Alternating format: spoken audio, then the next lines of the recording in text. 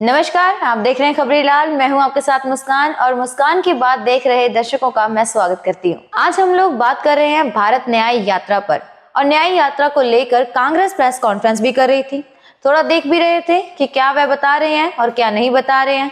तो खबर मिली कि इम्फाल से शायद वो शुरुआत करने वाले हैं, लेकिन साथ में इसमें 2 कट्स भी दिखाई दिए हैं। आजकल आप लोग देख रहे होंगे कि ट्विटर पर पोस्टर्स आते हैं, एक था वर्तमान मंत्री का और एक था भूतपूर्व मंत्री का।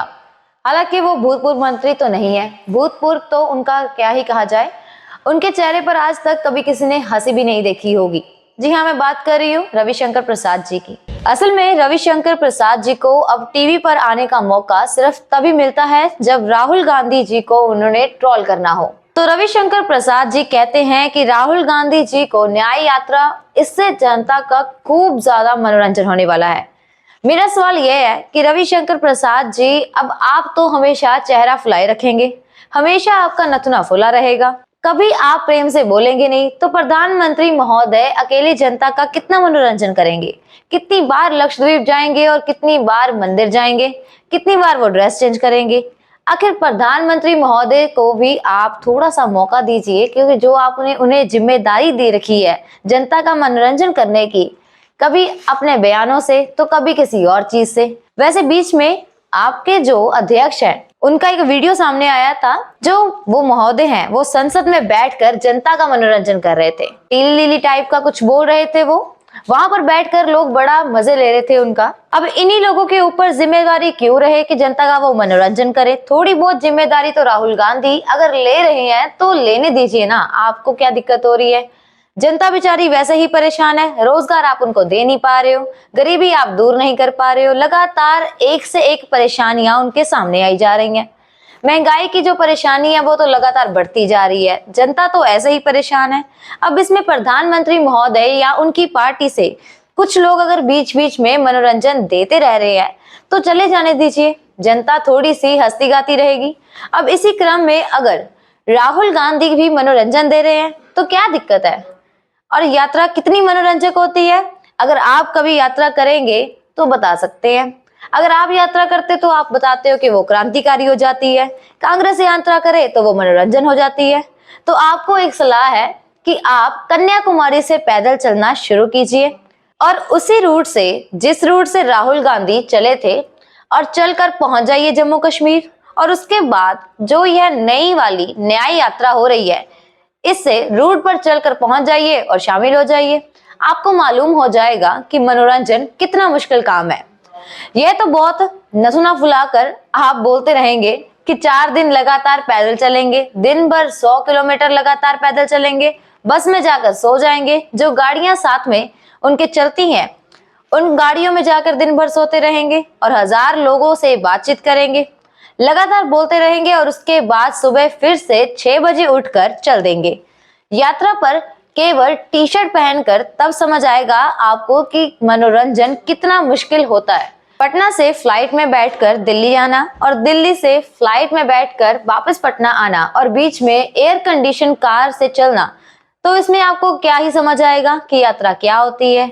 आप शायद नहीं जानते कि आप अपमान कर रहे हैं अपने उन पुरखों का जिन्होंने यात्राओं का ट्रेडिशन चलाया था।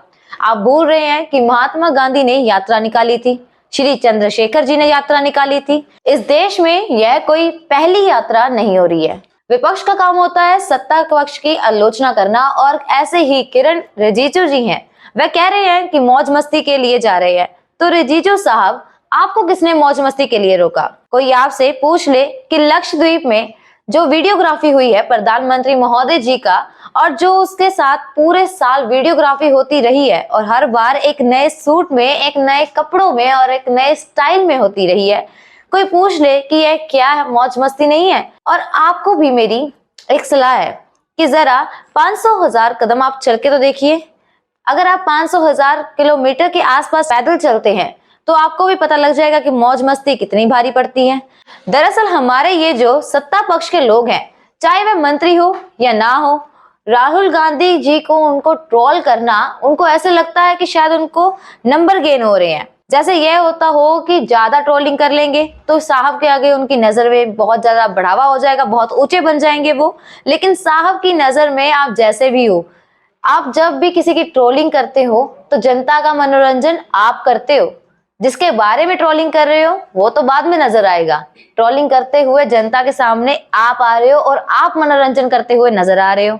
जनता अच्छी तरह से जानती है कि 50, 100, 200, 400, 1000 किलोमीटर पैदल चलना क्या होता है। जनता अच्छी तरह से जानती है कि फोटो खिंचवाना, बीच में घूमना वो मौज मस्ती है या फिर 1000, 2000, 5000 कदम या किलोमीटर चलना और उनका प्रण करना, और ठंड में नॉर्थ ईस्ट से लेकर यहाँ तक चलना। जब दिल्ली में घर से बाहर निकलने से पहले हर एक आम आदमी सोचता है कि बाहर कितनी ठंड होगी, हीटर के आगे बैठना ज्यादा आसान है या बाहर निकलकर इस न्याय यात्रा का हिस्सा बनना। अब इस समय में भी एक आदमी कह रहा है कि पूरब से लेकर पश्चिम तक का जो भारत है उस पूरे भारत की पैदल चलकर ये यात्रा करेंगे।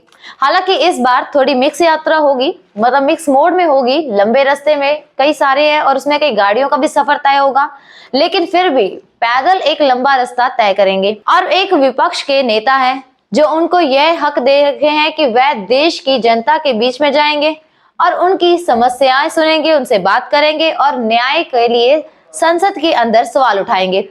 आपके हाथ में है तो आप उनको सस्पेंड करवा देना, सवाल नहीं उठा पाएंगे, लेकिन उनके हाथ में जितना है वो उतना तो करेंगे। तो न्याय यात्रा जो है वो तो अपने समय से शुरू होगी। राहुल गांधी चलेंगे भी, जनता जुड़ेगी भी और जनता से सवाल जवाब भी होंगे। जनता के कुछ अपने सवाल होंगे जो जनता से पूछे जाएंगे और जनता के भी अपने को सवाल होंगे जो वो उनसे साझा करना चाहेगी।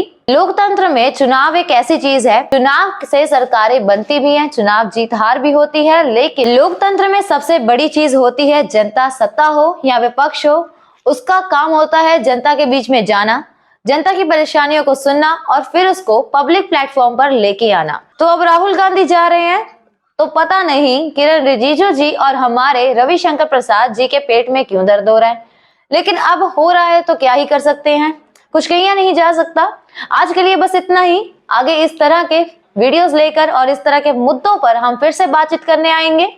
चैनल को सब्सक्राइब कर लीजिए और वीडियो को लाइक कर लीजिए। अगर आपको पसंद आई हो तो अपने दोस्तों के साथ जरूर इसको शेयर कीजिएगा। हम लगातार आपके सामने इस तरह की खबरें और ऐसे ही एनालिसिस लेकर पहुंचते रहेंगे। शुक्रिया।